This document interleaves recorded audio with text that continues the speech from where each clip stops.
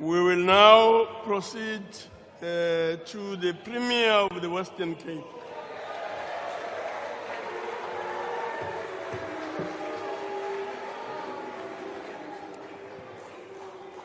Thank you. Thank you very much, Chair. Mr. President, honourable members, citizens of South Africa, it is an honour for me to be able to address you in this debate today.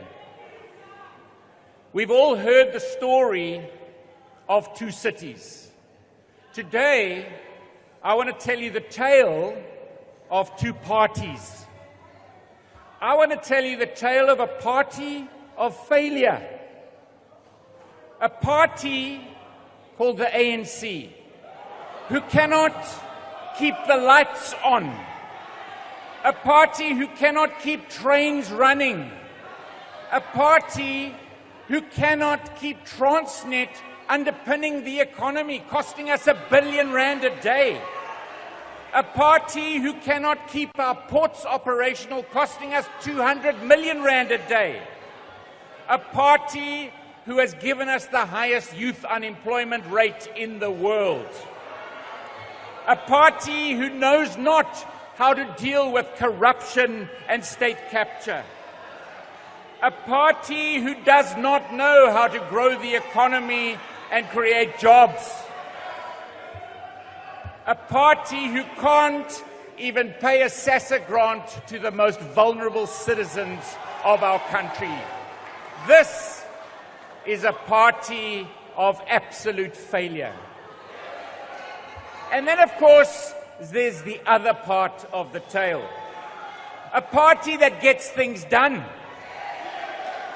A party that is busy saving South Africa. Now, Mr. President,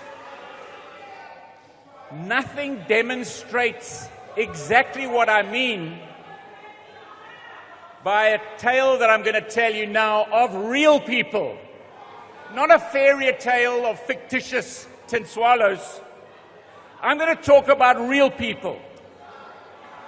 I'm going to talk about two young people, Mr. Denver Windvogel and Mr. Denver Atunis. These two young men, prior to the pandemic, finished matric in a small town called Franschhoek, not so far from here. These two young men, coming from a poor background and a poor community, finished their matric, and in a province that believes in opportunity, in a province that believes in enabling people to reach their potential. These two young individuals, through a partnership with Belgium, went overseas and learned how to make chocolate. They came back here, got 150,000 rand to get their business going, and started Belgian chocolatier company, Huguenot Chocolates, in Franschhoek. Two young entrepreneurs. Unfortunately, Mr. President, along came a pandemic and with it lockdown. But these two entrepreneurs pushed through. They employed 6 people and they managed to get to the other side of the pandemic. Once they got to the other side of the pandemic, they were battling to pay their rent, and that's where the DA-run municipality of Stellenbosch stepped in and enabled them with a piece of property at an acorn rental with a 10-year lease in the middle of the main street of a tourism mecca called Franschhoek.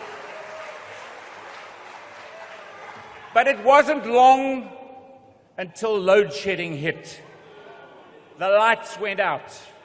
And of course, that's when the DA province steps in.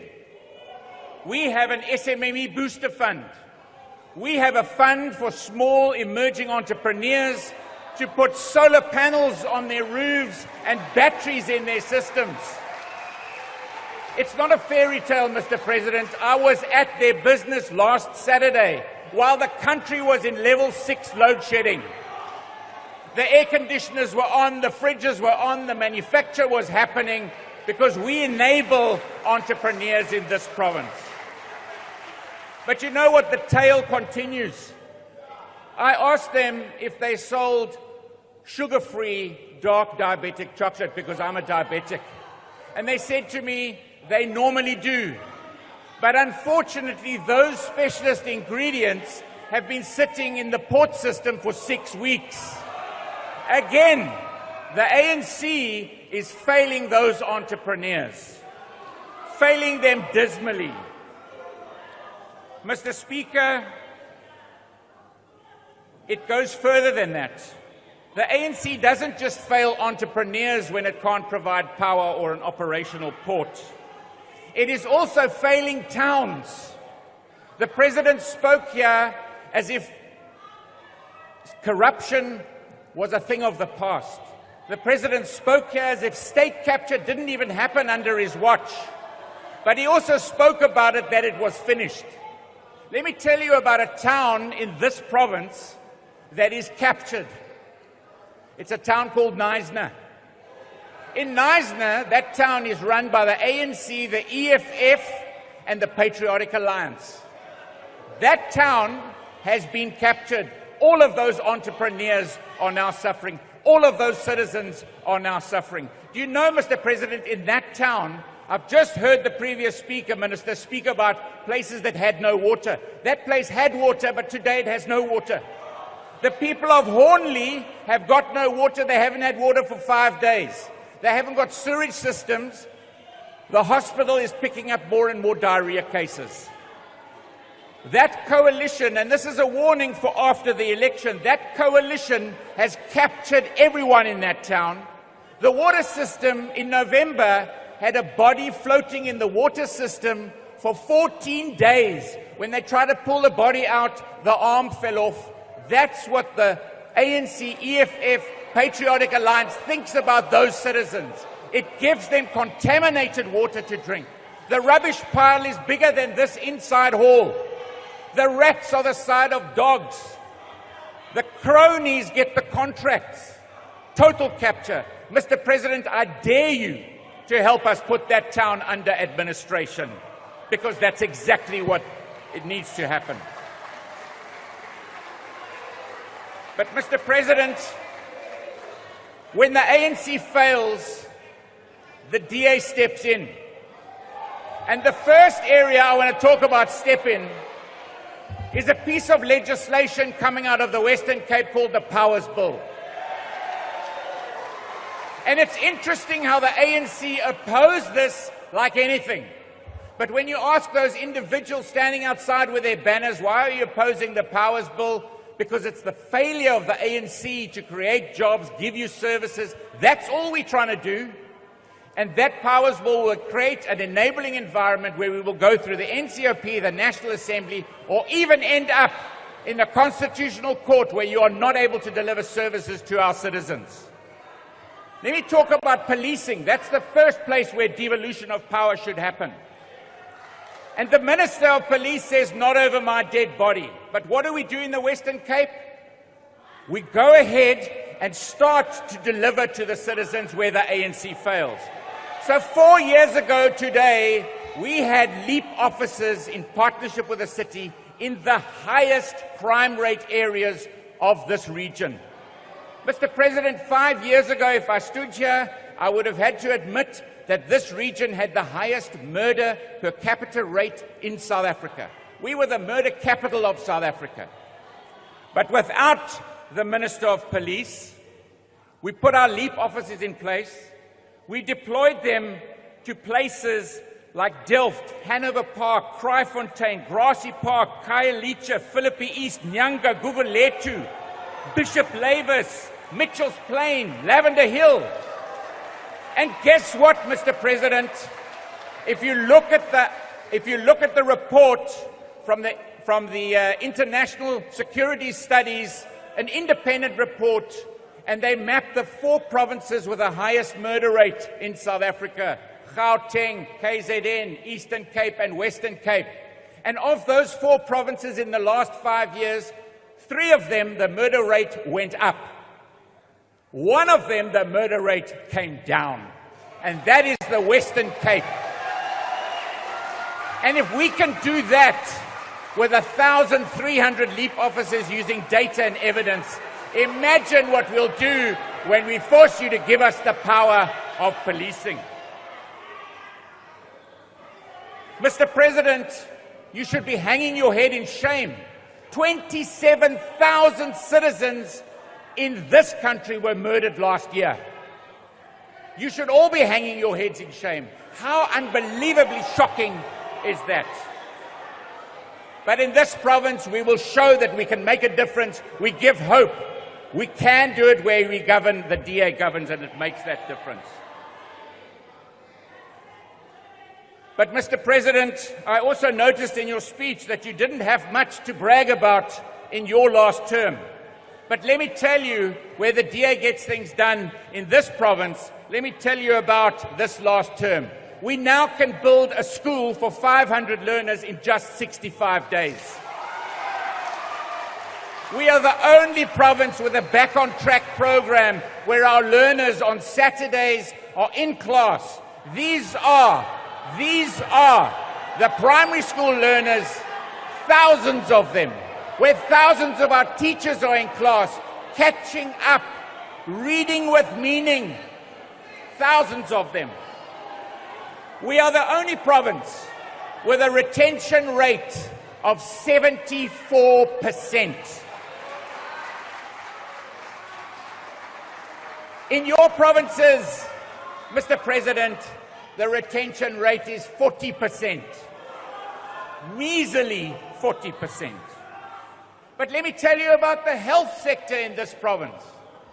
On the whole African continent, there are only 3 hospitals in the state that have robotic surgery, and they all happen to be in the Western Cape, 1 in George, 2 in Cape Town.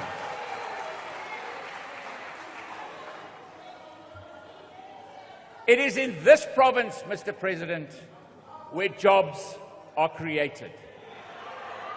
We have the lowest unemployment rate by far. When the Honourable Chief Whip of the Opposition was here, she mentioned a number. 7 out of 10 young people in this country don't have a job. How shocking is that? 7 out of 10 people don't have a job. In this province, 8 out of 10 people have a job.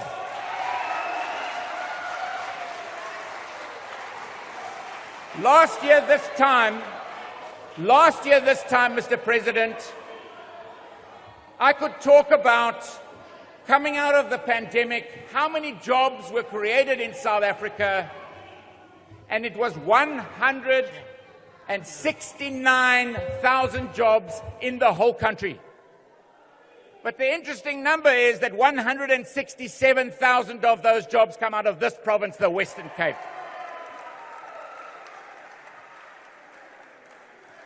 And these are the facts, Mr. President, and that's why most of South Africa coming from the ANC-run provinces are coming to this province. They're voting with their feet. When I saw the Honourable Maboyane, when I walked in, I thought the Premier had finally decided to move to the Western Cape like the rest of his citizens. I actually felt like asking him, did you turn the light out before you left? But he didn't have to do that because you've already done that for him. But Mr. President, the tale of 2 parties. A party that has dismally failed the citizens of this country versus a party that creates hope, a party that gets things done, and a party that is going to make a massive difference once you announce the election date. A party that is going to save South Africa. We are going to do exactly what happens in DA-run municipalities and province across the whole country. So, Mr. President, announce that date. Bring it on. Thank you. Thank Thank you.